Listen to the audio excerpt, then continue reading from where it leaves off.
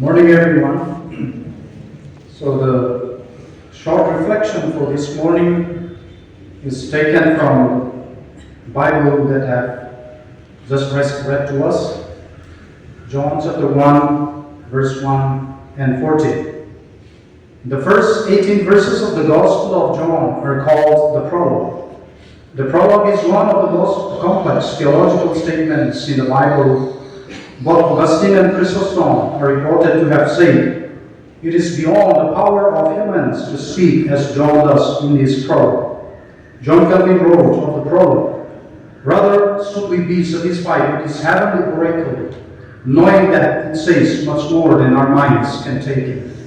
The prologue is far more than an introduction of the Gospel. It is a dramatic summary, a revelation of all that will take place throughout the earthly ministry of Jesus. John uses several keywords that he refers to time and again throughout his Gospel as he introduces Jesus as the Son of God. In the opening verse of the Gospel, pronounces the name Logos 3 times. Number 1, the Logos existed in the beginning. Number 2, the Logos was very close to God, and the Logos was God. The Greek term Logos denotes the compassionate, all merciful, God, not just unexistent in an ontological sense, but rather as one who is ever present at the side of his creatures, ever ready to have mercy and to supply whatever help they may need in any situation. In verse 14, Logos reappears just once and for the last time in the Gospel as a proper name. The fact that this is the last mention of the Logos makes it of supreme importance. And a final declaration about the Logos in the fourth Gospel is that it became flesh. The word became flesh doesn't mean that the Logos was changed into a human being.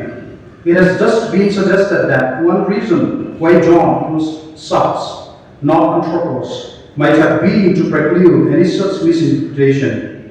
No one would think that the Logos could be changed into material flesh, or even changed into a human being. Nor does the use of egeneto imply that the Logos ceased to be God.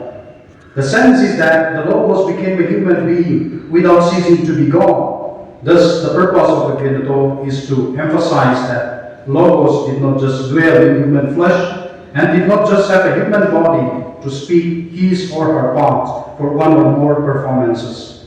God has chosen to dwell among the people in a yet more personal way. In the Word became flesh. This incarnated Christ came to destroy race barriers and race hatred. Jesus gave womanhood its place, childhood its right, the slave freedom, and the barbarian welcome. In the fellowship of Jesus Christ, there is neither Jew nor Greek, male nor female, bond nor free, Roman nor barbarian. In him we see the Alpha and Omega of ideal humanhood. Christ came as the light of the world and commissioned his disciples to go to all the world and make disciples of all nations. He anticipated no barriers which would prove unsurmountable to those who loved him. When he was accused of being a Samaritan and having a devil, he passed by in scorn the first accusation because he considered all humanity potentially the family of God. All are lost in sin, and he came to seek and to save the lost. If we have the mind of the incarnated Christ, nothing human can be foreign to us. Unleashing the prophetic imagination today, I would like to bring incarnational mission as an implication for today's reflection. I will bring only 2 points. Number 1, incarnational mission has good news to the poor. Jesus, among other things, was a social prophet with an alternative vision which radically included those who were excluded, particularly the economically poor, the religiously impure, notorious sinners, Gentiles, women, and children. Incarnational mission is usually passionate about this dimension of discipleship. Indeed, some writers define incarnational mission as mission among the poor. We are called to participate in the mission of the incarnated Christ to and for the poor, the downtrodden, and the needy. This good news to the poor is complete only when the Word becomes flesh and dwells among them. Are we ready to incarnate our words into flesh and dwell among the people in the periphery, the voiceless, and the marginalized. Number two, the incarnational mission is transforming. Christianity is not primarily about the imitation of an outstanding founder. It is about the power of God for salvation. Romans 1:16.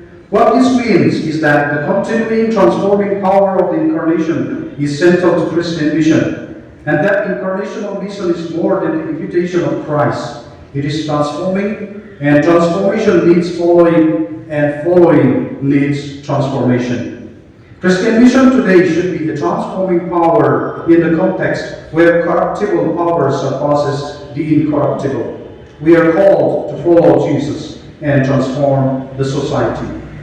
Let me conclude my message of this morning by quoting German Moltmann. I quote, "The Word became flesh. By becoming flesh, the reconciling God assumes human beings, sinful, sick, and mortal flesh, and heals it in community with God's self.